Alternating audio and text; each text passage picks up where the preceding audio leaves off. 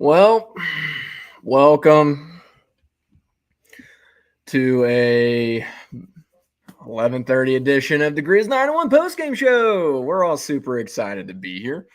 I am your host for the evening, Nathan. Not Nate, just Nathan tonight. Daniel's out because he had some foreshadowing. Called the game started at 9 p.m. Central Time, and we know how that goes for the Grizzlies in general. Then, I'll be honest, I saw the injury report came out and thought to myself, this is a crazy time for the Grizzlies to decide to tank, but here we are. But we are still going to be here with you probably for a short show because I don't think any of us really want to stew on that too much. So we'll get a good session in and get it all out. Gonna get some inner peace before we go to bed by getting our inner anger out. I certainly am not a super happy camper. I'm wearing green though. Luck of the Irish. Ran out at some point for Grizzlies fans during the day, but we're going to go ahead and hop in because, again, I don't think any of us want to be here crazy long. So I'm going to bring in our special guest for the evening, who is special in many, many ways.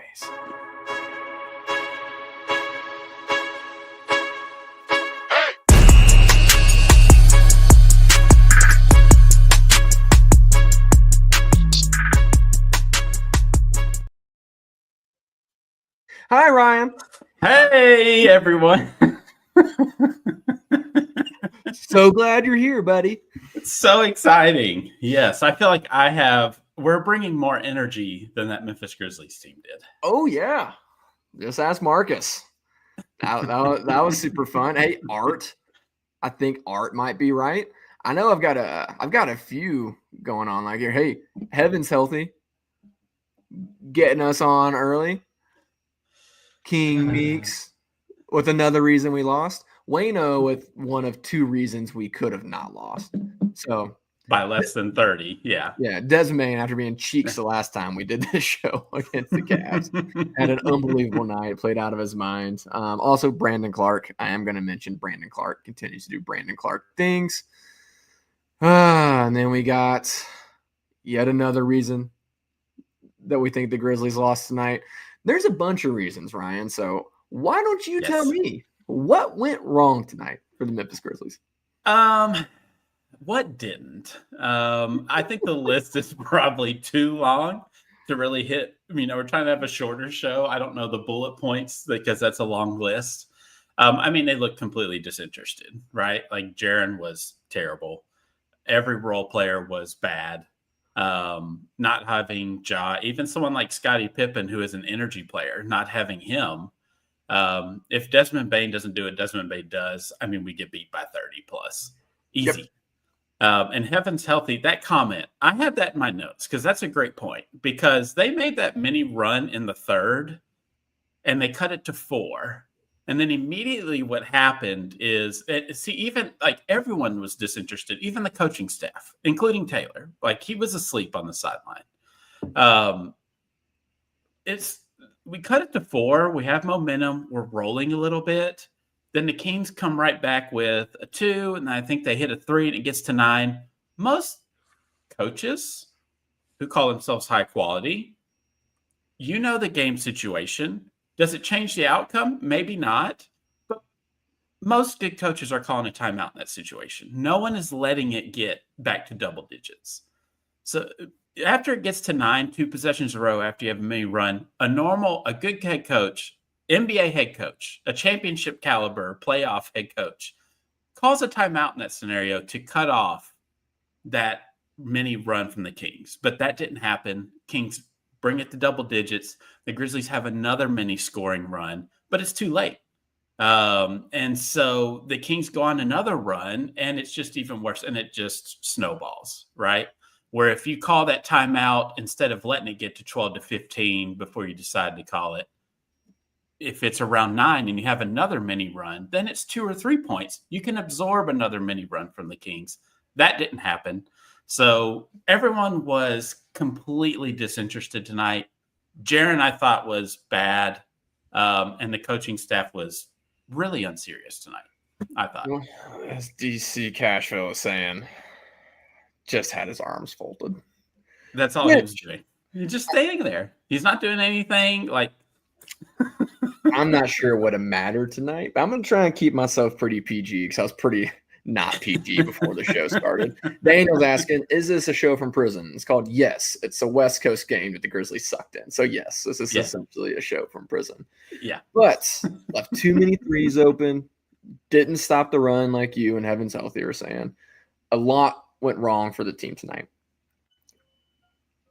I want to get back to that because I think it is a talking point that is apt for what we've seen a lot of lately. And I know I'm really interested to hear your take on a lot of it.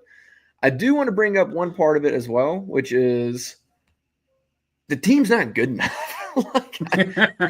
like we were missing the Grizzlies are missing players tonight. All right. And we already talked about the good. Like we usually try and get a positive spin towards the end, leave us on a good note, and happening tonight. The only two good things that happened were Desmond Bain and Brandon Clark. So maybe Goon has us out here. Jake Larivia. I'm not sure what he's trying to say there. Knew all our plays. Lariva. Yeah, that's what happened. You are missing some players, like Rich Simpo saying we were undermanned this game. Yeah. I just don't think Scottie Pippen and Santi Aldama are making much of a difference. Now, John Morant might make a pretty big difference. Outside of that, though, night in and night out, I'm watching this happen, which was, Rip Jitty did have some good notes tonight. Thank you for coming in, Rip Jitty. I will give you this. Jitty had some moments tonight. But the fact that we are here seeing it means things didn't go very well for the team overall. It's the barometer for how the game is going. Yeah, unfortunately, when Jitty's doing well, it means other things are not going well. So glad that we did see it tonight. But night in and night, there's just too many guys on this team you don't have to respect. Yeah. And we talked about it against the Cavs. It is one of those things that you try to sort of stay positive about who this team is. Just stay with what it is for this season. But it reaches a boiling point on games like this one and the Cavs game where we were watching it. You're like, you don't have to respect Vince Williams from three. Jalen Wells ended up shooting okay tonight, but has seemed to be looking like a rookie wall. For sure. Yeah. So you can say, I don't even believe in the rookie wall. Well, guess what? You hit it. And that's okay, right? It's okay. Yeah. That's like not a knock on him. It's like what happens to every rookie in the NBA. It's kind of the point where, Luke Kennard is just missing wide open threes. There's a point tonight where he had a chance to cut it to 11. No, to 14, I'm sorry. Misses a three. Jake Larivia gets a three in transition and puts him up by 20, which is just a hilarious thing to happen. Also, by the way. So you're looking at it's like, okay, if you don't have to respect anybody else, then Jaren's going to get three guys on him. Like you're going to get three guys on him in the paint. If that's going to happen, Desmond Bain's going to get doubled, which Des was just beating the double team by shooting the lights out tonight. Yeah. And so if that's going to happen, then you don't have to do it. I'm just sitting there and I'm sitting there watching this game and I couldn't help but think, God, give me Kyle Anderson and DeAnthony Melton back. And it's like run it back. Yeah, dude. Like I'm sitting there and I'm like, how have we gotten worse every single year since then with the team you could have just brought back? Yeah. Like there's nothing stopping you from bringing that entire team back. And you kept thinking, okay, well, it's for the better. Like, hey, they're going to get better and stuff. And it's like, dude, you've gotten continuously worse. You had Ja, Dez, Dylan, Jaren, Adams. And then you had Tyus, Melton, BC, Kyle, and Tillman. Does it even matter who the last player was? Right. Like, dude, you had that roster come in and somehow you've gotten worse and worse and worse and worse. I'm saying, like, Kleiman has done such a good job at so many things, but dude, like this roster is a failure. It's an utter failure at this point. So we're going to get back into the rest of it because it's a mess.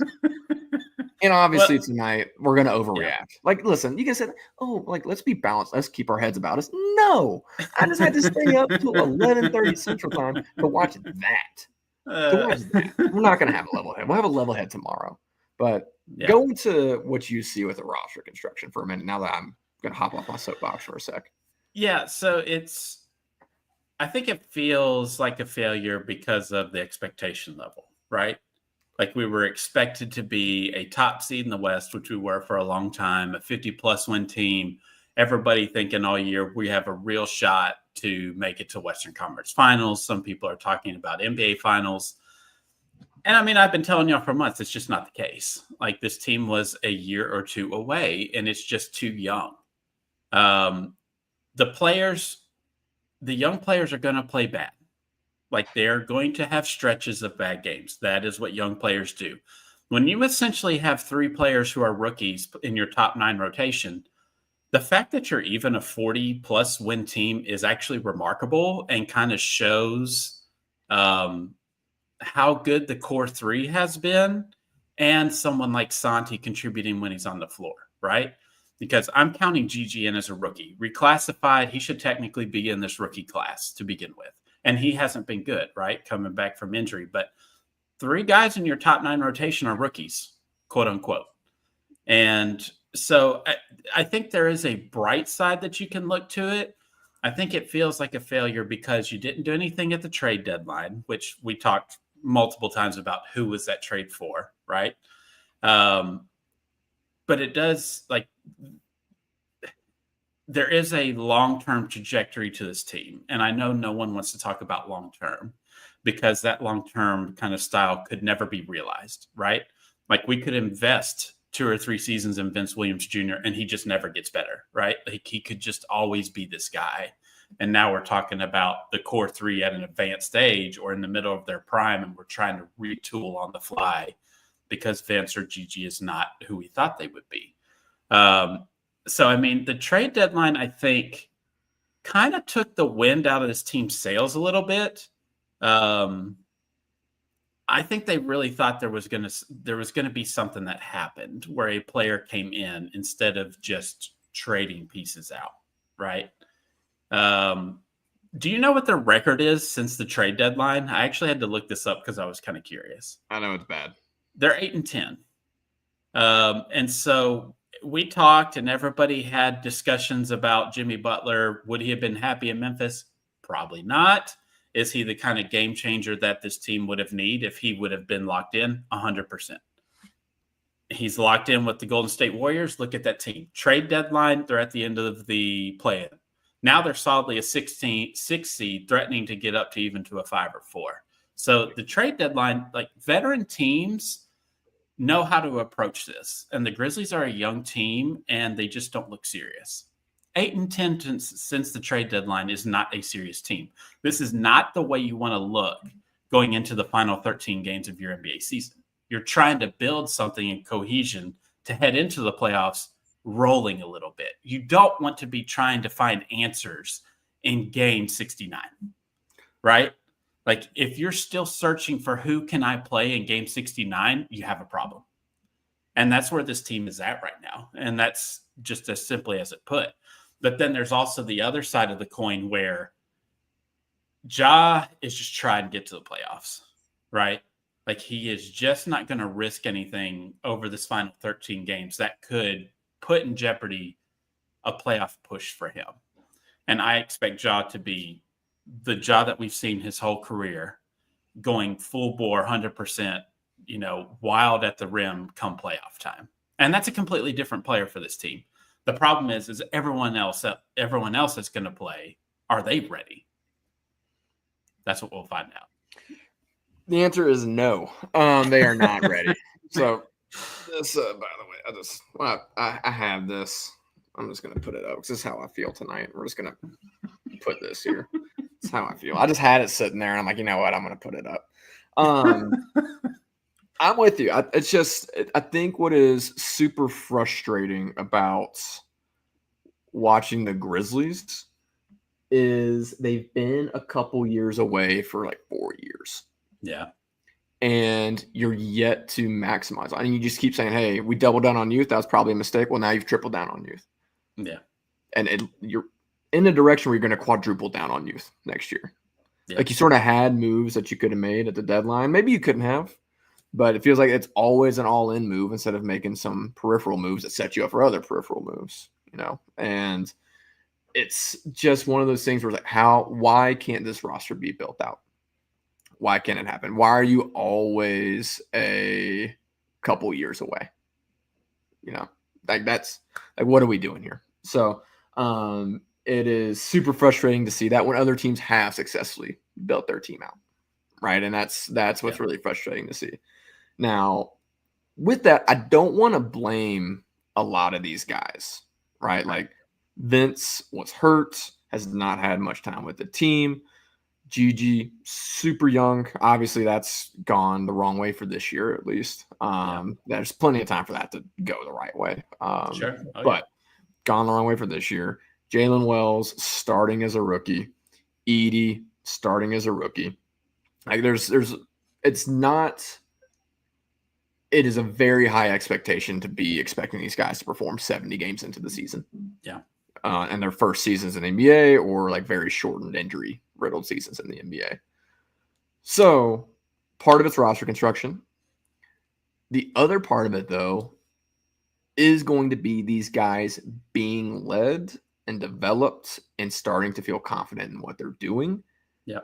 And that gets back to what we were talking about earlier with coaching. Now, we are not the show that just constantly poo-poos all over Taylor Jenkins. A lot of that's because of Daniel, but all the same. It's not what we do here. We try and be pretty fair and objective.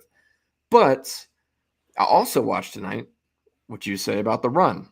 Timeouts called too late. Rotations, I have not been as mad about as of late, but I've been messy in the past. But it's still the overhelping. It's still the lack of discipline and execution. It's still guys being confused, and they're not really being much going on. It's just, hey, go get us a bucket, Jaren. Right? Now, I am been called an absolute hack. That has happened before, so maybe I'm just a hack. With that in mind, you're not a hack.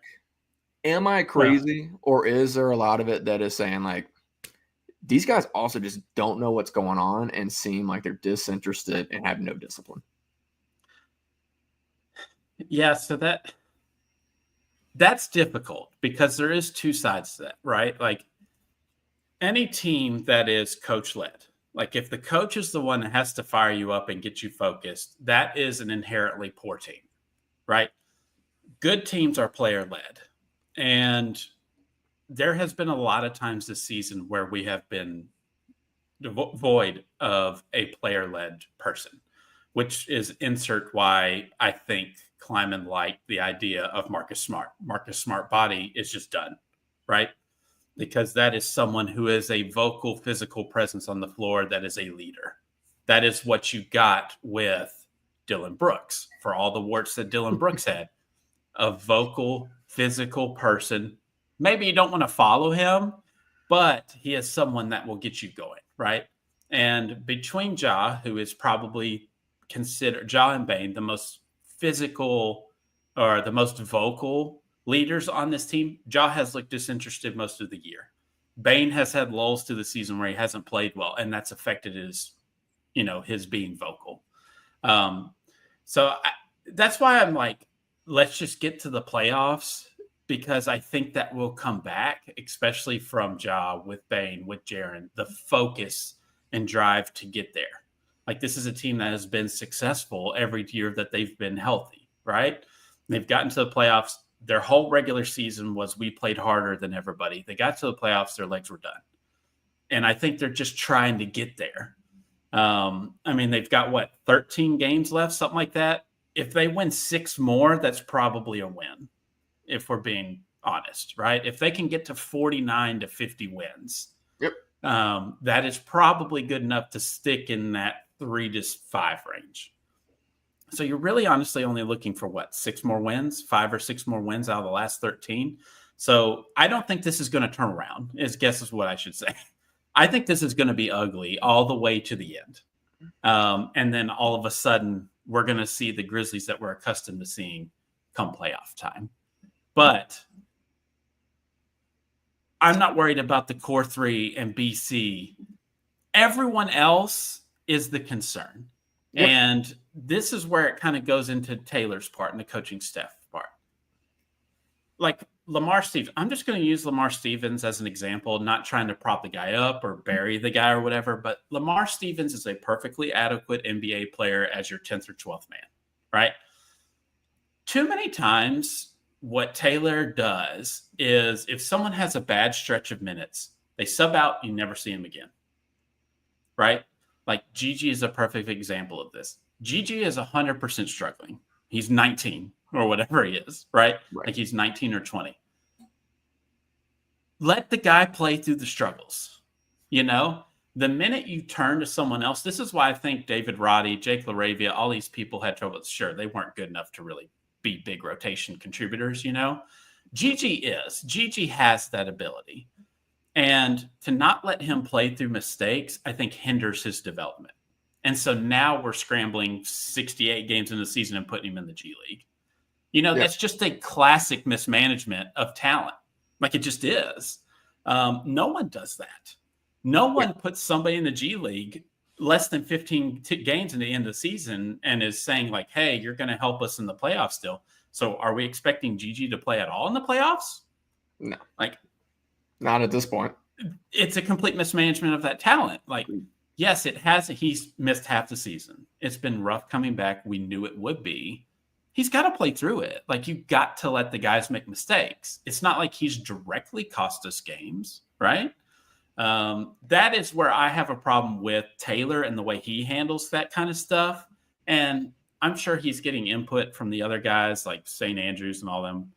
But too many times were players that could help you and be consistent, like Vince, like Gigi. They play poorly in their 4-minute stint and they're a -6 or whatever. You don't see him again. Like it's the same thing with Edey. Plays okay. I thought he played pretty decent tonight, even on offense. He was getting absolutely roasted on defense. Shredded on defense, yeah. To be fair, it's a small ball lineup. It's his worst. Like it's the worst matchup for him. And a lot of these possessions, he was playing with Brandon Clark. Like that has got to be the most amount of time he's played with BC all season, right? Yeah. But offensively, I thought he was really good. But he's getting killed on defense. Let's let him work through some things. The same with Jalen Wells. Like, let's let him work through some things. It's not costing us a 1 or 2, a 1 seed at least. And we're not in any danger of falling out of the playoff race. Like, let's let young guys get better because you're going to need them if you're expecting to do anything at all in the playoffs, which leads me to question if they even plan to do anything in the playoffs or not. Or they're going to use it as a rebuild transition year. That's going to be their excuse making after this is all said and done and we're kicked out in the first round in April. Yep. And that is the disaster waiting to happen, right? Because there is no way for this team to go into the playoffs with Ja, Desmond Bane, Jaren Jackson Jr., and flame out in the first round, and you as a GM / you as a coach have not failed. And it's I do think it is a combination. I think it is entirely unfair to put the blame for anything that goes wrong with this season entirely on Taylor, because I don't think the roster's good enough. I also don't think it is entirely saying, hey, the roster's good enough because of what you're saying. Right? Like the players clearly don't have the confidence they need to have. Vince looks like a shell of himself out there, which you absolutely cannot have. Right? That's a disaster in and of itself because that's someone you've always known you're going to need to count on. And at the same time, it means that you didn't put the guys around your core that need to be there, and you didn't help the guys that you do have get to the potential they need to be. It's a combination of all of it. Yeah. And that's what worries me. What you were saying at the very beginning of what you were talking about. Like, I'm not worried about Ja and Jaren and Dez in the playoffs. I am terrified of what's going to happen to everyone else because you don't have guys who are ready. It just doesn't feel like you have guys who are ready. Yeah. It doesn't feel like you have guys who are confident. It doesn't feel like you have guys who are locked in. And it's a lot of guys still figuring things out, which 70 games in, like you're saying, just can't be the case. Just can't be the case. Quick question on some of that. Do you think Marvin Bagley Jr. should be getting more minutes? Just really briefly, just popped into my head based on what you were talking about. I mean, he's never really been anybody on my radar. I mean, if you throw him in there for a few minutes, sure. But I mean, with Jaren back, he's not really needed, I don't think. I mean, maybe tonight, you hate to do like, I guess, matchup based stuff game to game. But this clearly was not a game for Edie, even though he did well offensively. Like the defensive side, he had no chance. Now, Bagley's not a great defender either, but at least he's a little more mobile, right? So I'm not a Bagley like, oh, Bagley should be playing. I don't think Bagley's very good, but matchup wise, he makes sense against someone like the Kings, right? He's just a more bouncier vertical threat, can do something a little bit with the ball, maybe chase a little better around the screens and stuff defensively, instead of just someone pure drops hanging out in the paint. Well, and that's where I come in is Edie. Edie did well what Edie does well tonight. Yeah. Did well in the paints, rebounded well, I thought, when he was in there, got good position, defended really well in the paint as well, right? He had 4 blocks tonight. Did what you would expect him to do well. Well, what happened was they put him in every pick and roll possible, right? And then once you got him in the pick and roll, it's like he's not going to guard Zach LaVine or DeMar DeRozan or not Mikal Bridges, Malik Monk, right? Like that's just not a winning recipe. And that's when you need to have guys who can do that if you're going to switch all the time, right? It's also a disservice to Edie to say, hey, we're going to go and we're just going to switch all like 1 through 5. We're switching. Here's Malik Monk. By the way, it's Malik Monk. And like Zach LaVine, by the way, everybody who plays for the Kings can shoot from the perimeter. Yeah. But hey, Zach, go guard Zach LaVine. It's like, dude, like it's, we sit here and like, I can't get mad at Edie for that because it's like, what are we doing putting him in that position? Yeah. What's he supposed to do? He's trying. Yeah. Like, what is he supposed to do? I'm sitting there like, he can only move as fast as he can move. So are we going to fight over screens? No, because we don't have defenders who we trust can fight over screens, which comes back to the roster part. So there you go. The same situation, roster coaching, all hit there, So it's like, it's a mess.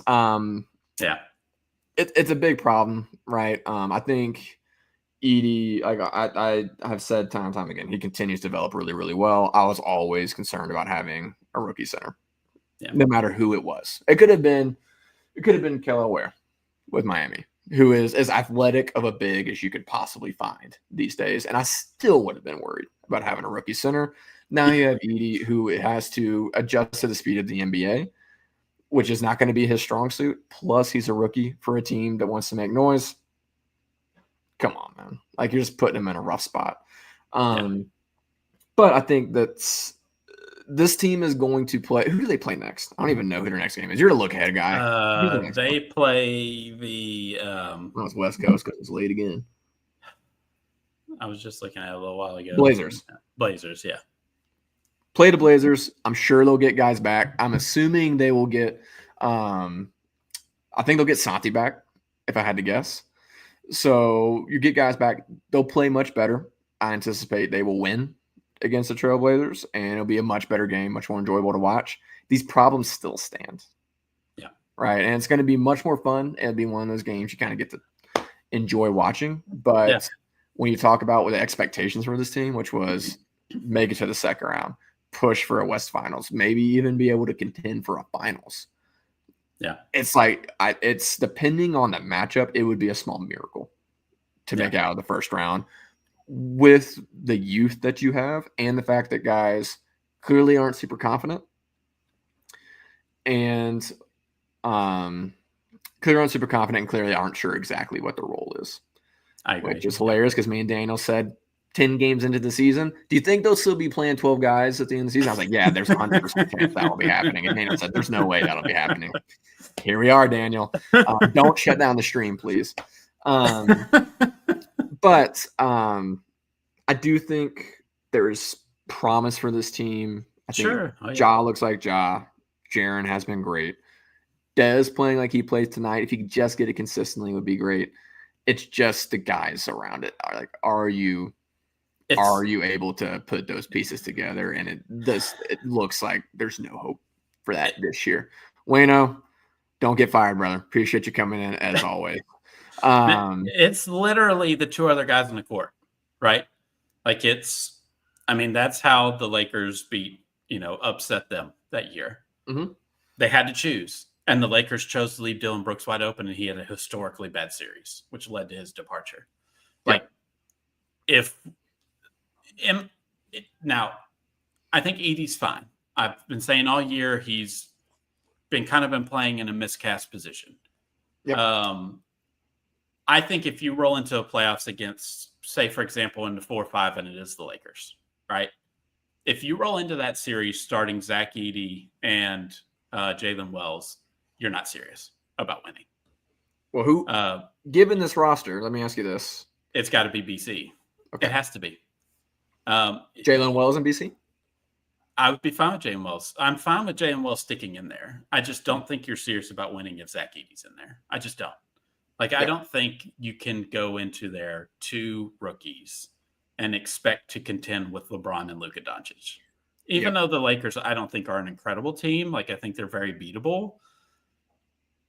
LeBron's too smart for you, and Luka's unguardable, and he is going to absolutely torture Zach Edey, right? That is a nightmare matchup. The most favorable matchup, I think, is us versus the Houston Rockets, which is hilarious to go against Dylan, because then we could just do to Dylan what the Lakers did. But he'll turn into Rui, because of course he will. The Grizzlies, I really think the Grizzlies only win a first-round series if they're matched up against Houston. I really don't know if they can beat the Warriors, the Lakers, the Nuggets. Minnesota? Which, they could. I would say yes, that they could beat Minnesota. I guess they wouldn't match up with Denver unless they dropped all the way down to the play-in, right? Yep. But yeah, that's about the only first-round series that I feel comfortable with is the Rockets, and then 1B maybe the Timberwolves if we got upset too. Yep, and I mean, there's a chance Minnie goes into 6. I possible. think that's your best hope at this point is either Houston falling back, and that's the 4-5 with you, or Minnie gets into 6, you climb up to 3, and you just fall into that. Right. Yeah. But nothing's a given. And I want to play a little bit of not devil's advocate necessarily, a little Q&A, I guess. Yeah. With the starting 2 rookies, especially against the Lakers, like you were saying. Yeah. We're okay with it being Wells, but swapping out Edey. Yes. In my mind, a big part of that is the downgrade in trust from Wells to next wing up is steep, whereas the going from Edey to BC is an upgrade in trust. Now, if you had something like a Marcus Smart to put in there instead of Wells, would that make you more comfortable with Edey playing, or is it simply the nature of his weaknesses versus the Lakers' strengths that makes you say you're okay with Wells and not Edey? Yeah, I think that's probably where it would be. It's just kind of the nature of playoffs, right? We saw Steven Adams could not play in the Minnesota Timberwolves series. Mm-hmm. Yep. And it's just not, bigs just do not, especially at that size and not very mobile, just do not do very well. They just don't. Mm-hmm. And especially if they're got home court advantage, and they've lost game 1 every single time. They've lost home court every single playoff series they've been in. So you have to start strong. You cannot give up home court game 1. And Edey's probably going to struggle. It just is what it is. And it's like you said, it's not the fault of his own. He's the player that he is. And we know the history of playoff matchups. And that archetype of player typically gets played off the floor. I would rather do it in game 1 than find out in game 3 when you're down 2-1. Yeah. Right? That's what I'm trying to avoid is I don't want to walk into this losing home court advantage game 1, knowing historically the archetype of this player is going to be phased out as the series goes along. I would rather not have to go into LA and win a game 7, or excuse me, play LeBron and Luka in a game 7 in Memphis. I'd rather not do that. Well, and to be honest, you're dangerously close to not having home court advantage, right? You're dangerously right there. close to It could go either way. Yeah. needing to steal it. And there's a lot of indications that if you can't beat the Kings at this point, at this juncture, it's an indicator that it's probably going the wrong way. Also, Jerry, I know you've been here the whole time. I also know your name's Gary, but we decided this last time it's Jerry. I appreciate the Edie fandom. I really do. And like we said, there's so much that is not his fault about what's going on. And he's a rookie. It's a tough all around. If you think that Zach Edey is more trustworthy than Brandon Clark at this point, you just are a little bit blinded by your love for Zach Edey, which I can appreciate. So I'm here to tell you, yes, currently Brandon Clark is more trustworthy than Zach Edey. Yeah, I think Edey fits better in second man lineups anyways. Like if we want to talk about a release point, he's a perfect release point for backup wings, right? Like he's a good release point for Santi. He's a good release point for Scottie Pippen Jr. And what kind of bigs usually come in on a second rotation on opposing teams? Usually kind of clunky guys, right? Like it's not the guy who's as finessed. He's not as good handling the ball. He's more clunky. He's there either to be a small ball quick guy or he's there to be a big bruiser rebounder like Jonas Valanciunas tonight. That is perfect situation for him, right?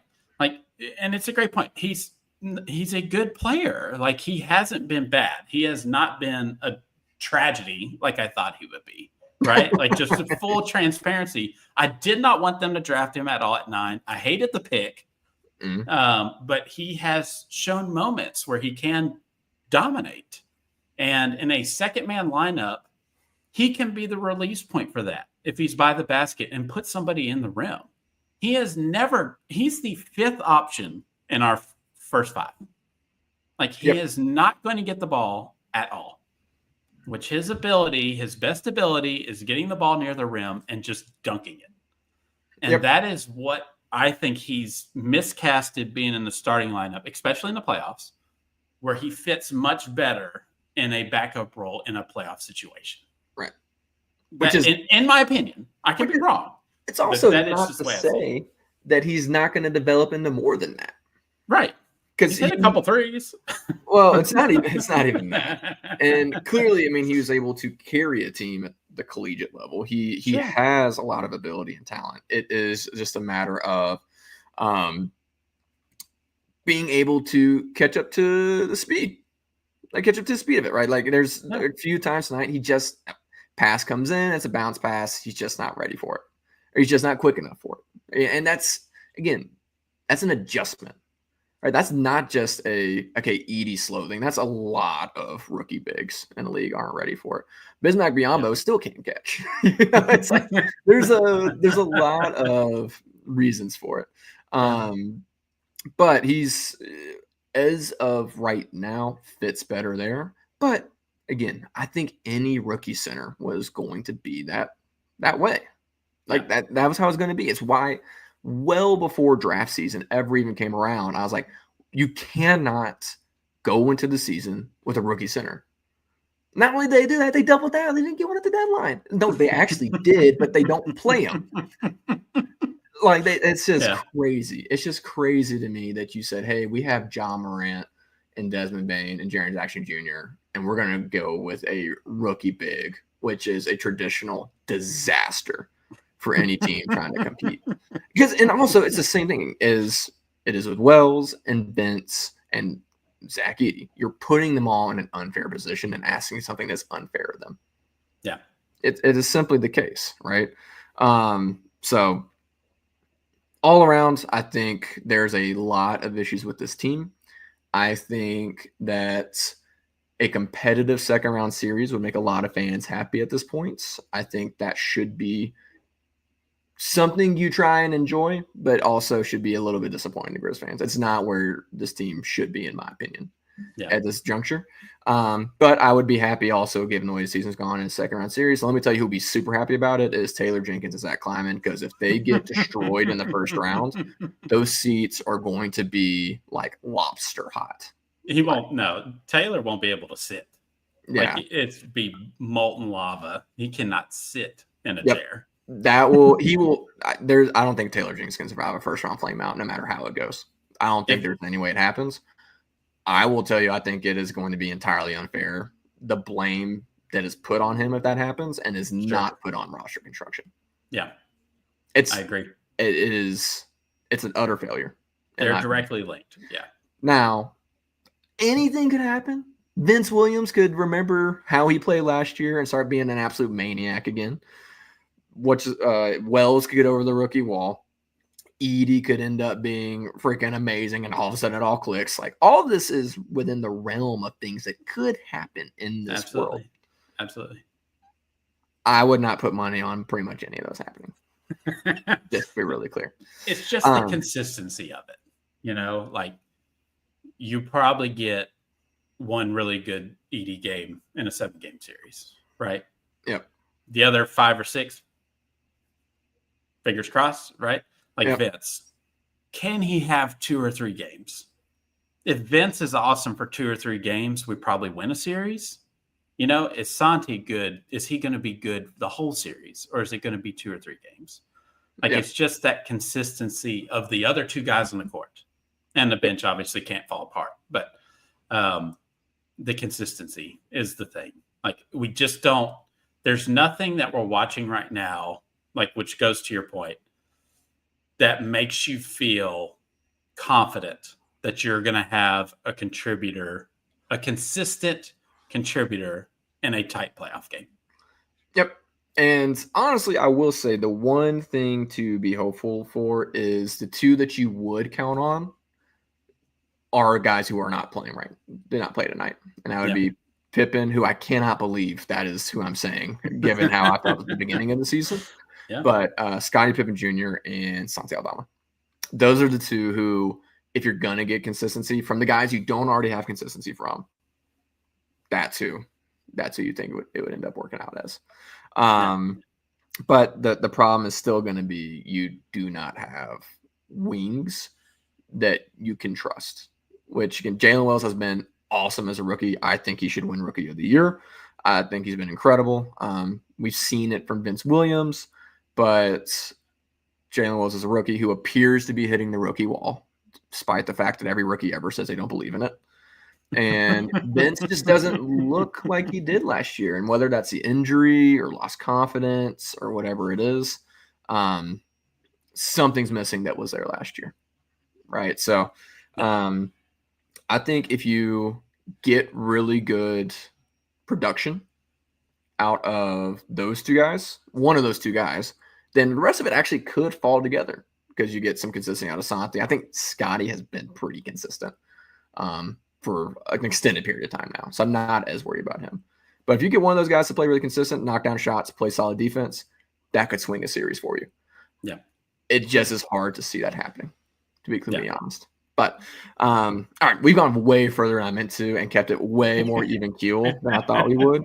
Because I thought I was going to smash my snow globe during the game. But I'll be honest, I don't want to spend a crazy amount of time doing a look ahead or playing the Trailblazers. We don't need it. Pray that they win type of scenario, even though the Blazers are playing much better basketball lately. So anyone who thinks the Blazers suck, you're not wrong, but you're also not right at this point in the season. It's going to be tough. To all our Edey fans, appreciate you coming in. Don't know why you hate the Grizzlies, but appreciate you coming in and supporting us. To all our Grizzlies fans, appreciate you coming and supporting us. Ryan, we will not be back on Wednesday, so I do want to get your closing thoughts because I know there's a lot going on with this team right now. Do you have reasons for hope or reasons for despair for us to end? Oh, sure. I mean, anytime that you can almost win 50 games in a season, like, that's a lot better than, say, the Phoenix Suns, you know, who cannot pass. You could not pass the Dallas Mavericks, who are like 2-8 in their last 10 and trying to lose. And the Suns cannot seem to close the gap. It can always be worse. Look, I understand the expectations, right? You are a core 3 and a BC, like a 3.5, a core that's a 50-win team every year. Mm-hmm. And that is a really good place to be in. Now you've got to find the horses to go with them. And so they're just trying to get to the playoffs. So it looks really bad now, and it sucks. Like tonight sucks. Like to watch Jake LaRavia strip every one of our players. Like he just absolutely robbed Jaren on his post move. Sat on his right shoulder, which Jaren likes to get to, forced Jaren to spin left, and just took it. Like, but it's depressing that there's 13 games to go. This isn't going to look much better, I don't think, until we get to the playoffs. But just hold on. They will give you reason to love them again come the playoffs. And the energy and the effort, barring a disaster, will return. And we will love this team again. And they will be competitive. I promise you that. Yep. It is going to get more fun. It is definitely going to get more fun. You are going to see, and I actually said this months ago when we're like, what's wrong with Ja? I'm like, I think something is wrong with Ja. I think he is sad and probably a little bit hurt. At the same time, I think he is saving himself to go like just full berserker mode come playoffs. I think you're going to see him and Jaren turn up. I think Bane, if you get nothing else, Bane is always bringing the effort. It's outside of the Cavs game. It was a very weird game from Desmond Bane because he didn't seem to bring the energy that game, which he always seems to have. But Jaren will have it. Ja will have it.